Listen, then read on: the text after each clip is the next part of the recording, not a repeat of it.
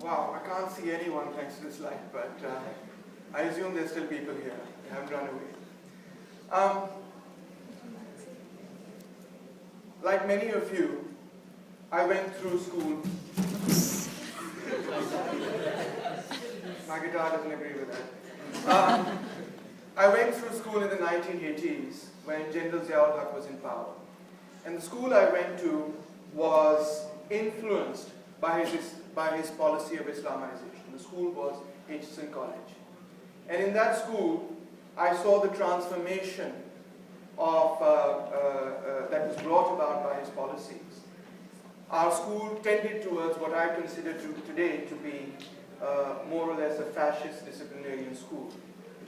And as I went through that schooling, my intellect, my being, it rebelled against the extreme discipline that was enforced upon us. It rebelled against many of the ideas that were being spoon-fed to us. It rebelled against the entire culture of conformity. I wanted to be, I didn't fit in. I wanted all of that to break.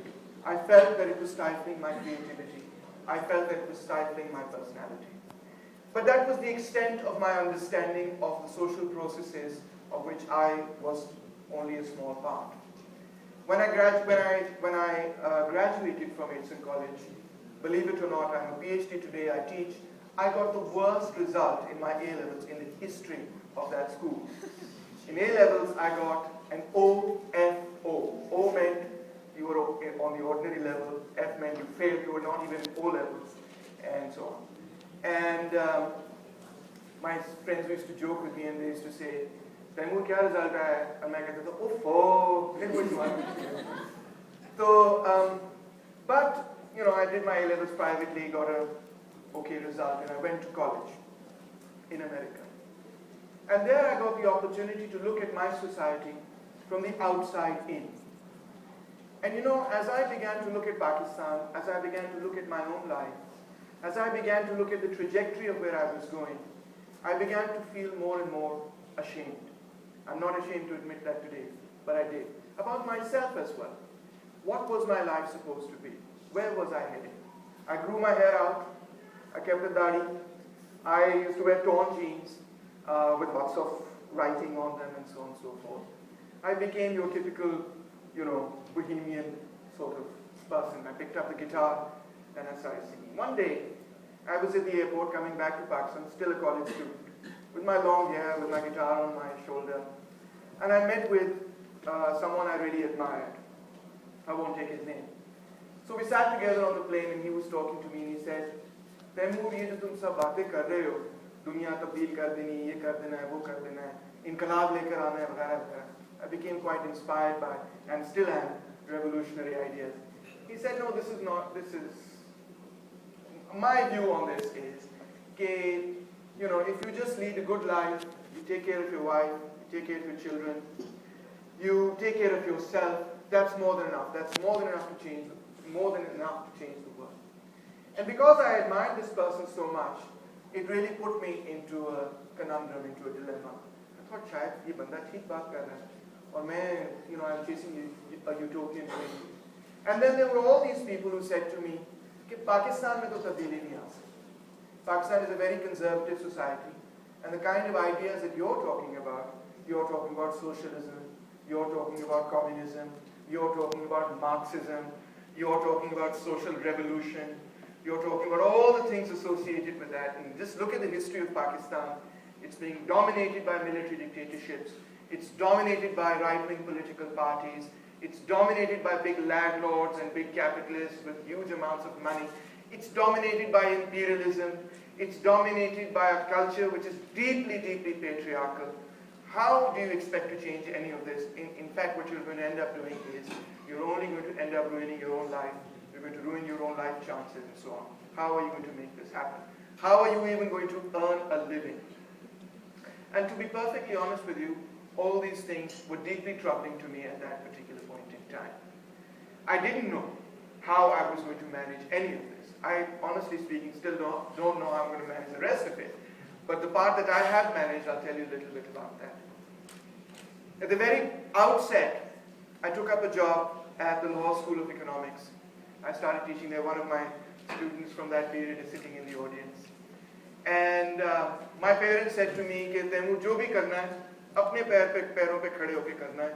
Don't expect that you will get a handout from your parents and you can survive on that. So I took my cook's cycle, and I used to cycle to the Law School of Economics from my home every day.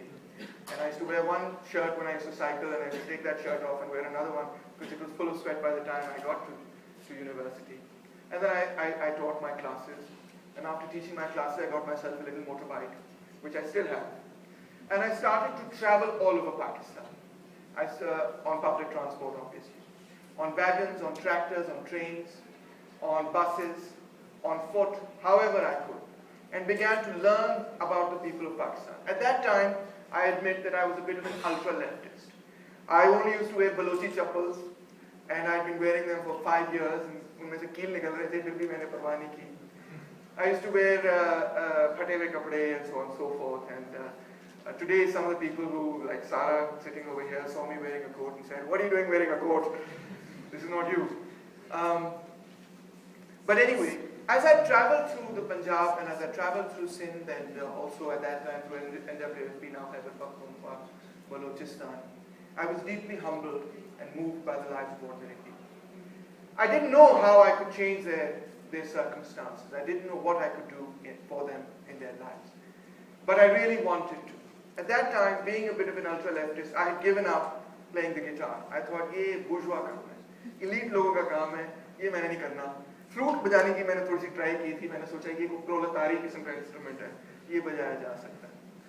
But for 7 years, I stopped playing the guitar, except sometimes I'd take my guitar to class and I'd play for my students a couple of songs that became quite popular with my students, etc.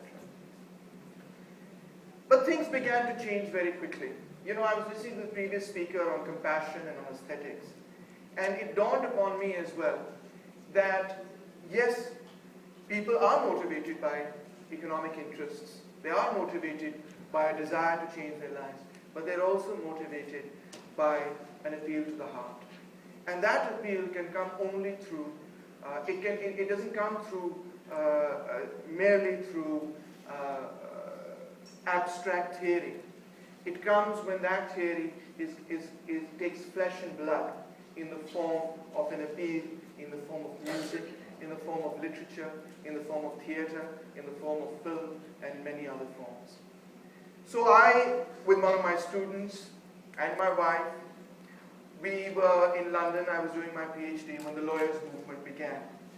And we were participating in all the protests and the strikes, building a solidarity movement in London, consolidating that movement. Us media blackout bhi ho gaya tha Pakistan ke andar after this imposition of emergency. And during the summers, while I was on holiday and I was back in Pakistan, I was participating every Thursday in the lawyers' movement. And in these marches and in these movements, what we were doing, aside from leading very rhythmic slogans, was we were singing songs. We were reviving the ideas of Habib Jalib and Faiz Ahmed Faiz. We were talking about the progressive writers movement again. We were talking about their poetry and so on. And when the media was banned, we of course began to also agitate for the restoration of the freedom of the press. And some of the press representatives came to us and said, "Yaar, ye to tum log gaane kar rahe ho, demonstrations वगैरह में, ढोल बजाते हो, कभी गाने करते हो, वगैरह. Why don't you record this? Why don't you come to Pakistan and record an entire album?" I said, "Fine, take it, let's give it a shot." So in the summer of 2008, they paid for my plane ticket to come back to Pakistan and to record the songs that we've been playing at all these demonstrations. And that's how our album Umeed Seher was put together. Now at first I thought, okay, when we started to record these songs, honestly speaking, we thought we'd put it out on the internet, and if we got like 500-600 hits, wouldn't that be absolutely fantastic? Wouldn't that be great? 500-600 people will have heard our songs. Won't that be great? But we discovered very quickly that as soon as we put our material out on the internet, hundreds of thousands of people started to watch it. and they started to listen to our message, and they were inspired by it. The mainstream media began to play. And the pinnacle of our achievement, perhaps, was the fact that when the lawyers' movement marched out all the way from Karachi to Islamabad to restore the judiciary, but I think the movement was much broader than that. Of course, the lawyers were interested in the restoration of the judiciary, but many others were interested not merely in the restoration of the judiciary, but were interested more broadly in the end to military dictatorship and bringing in democratic rule in Pakistan, a democratic regime in Pakistan.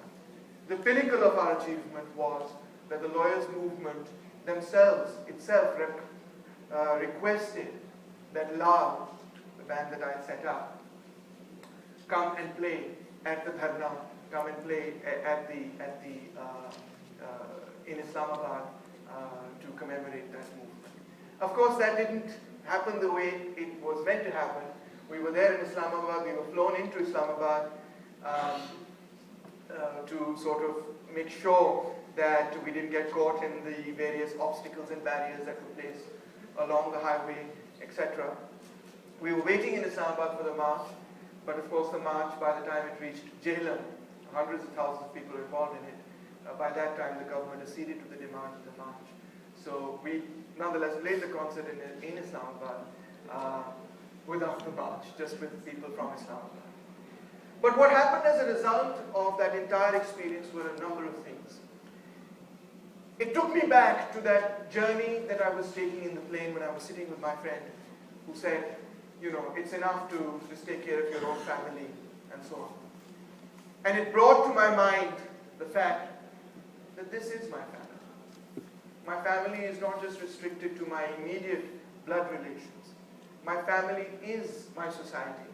My family are the people that have made me who I am. My family is, I am today, what I am today, I am because of all of you. What I am today is because of Pakistan. What I am today is because of my own country and my own society. And I owe it to my people.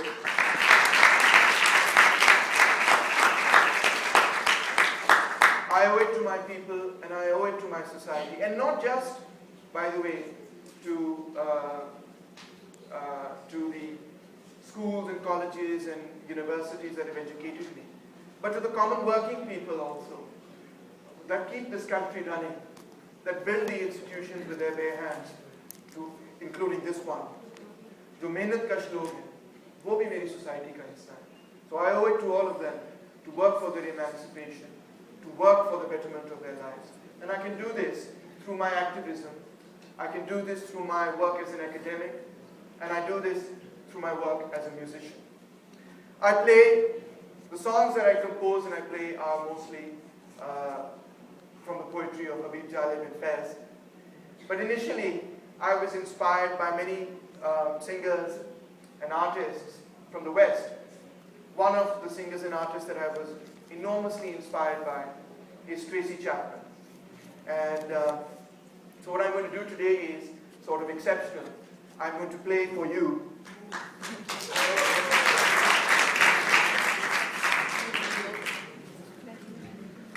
one of the beautiful songs that was an inspiration for me.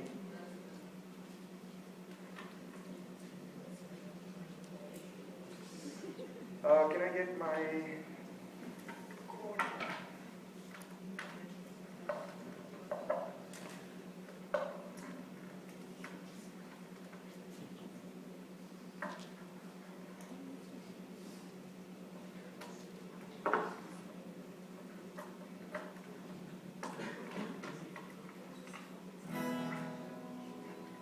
So here it is. It's called, and Usman, I hope you join me in this one. It's called Talking About a Revolution.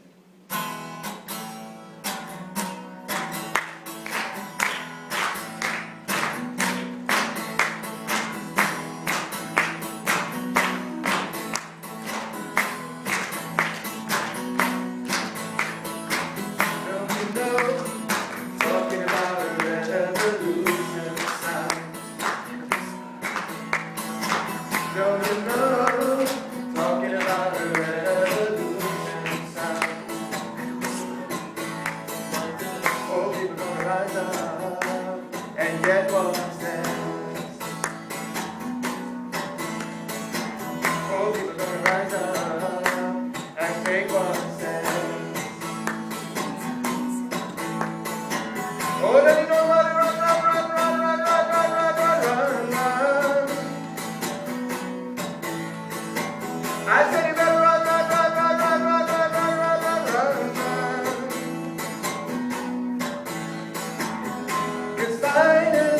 tables are starting to turn.